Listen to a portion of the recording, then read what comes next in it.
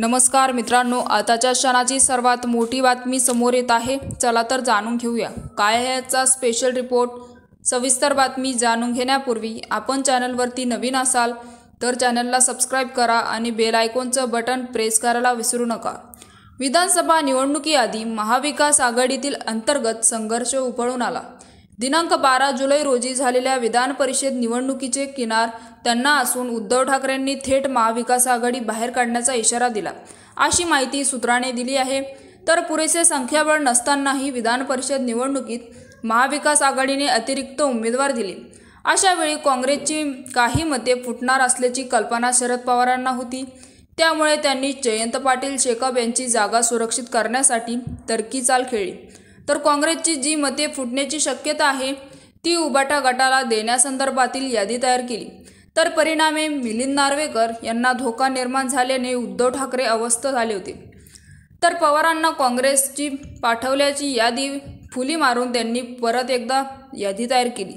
तर पृथ्वीराज चव्हाण, नाना पटोले, यशोमती ठाकूर, नितीन राऊत, ऋतुराज पाटील, अमित देशमुख, धीरज देशमुख आणि असलम शेख या 8 नावाची यादी त्यांनी प्रदेशाध्यक्षांना दिली। तर दुसरीकडे जयंत पाटील यांचे पुत्र मृणाल आणि पुतणे निनिवंत पाटील यांची सुद्धा नाव यादीत होते।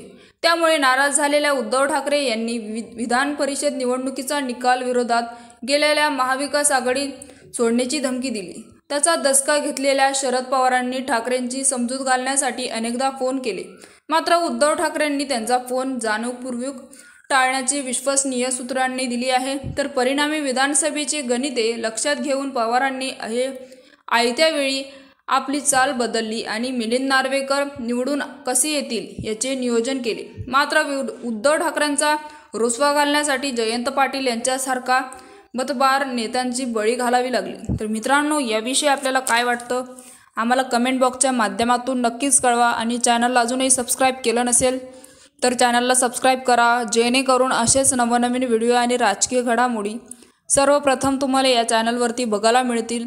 तुर्तास धन्यवाद। जय महाराष्ट्र।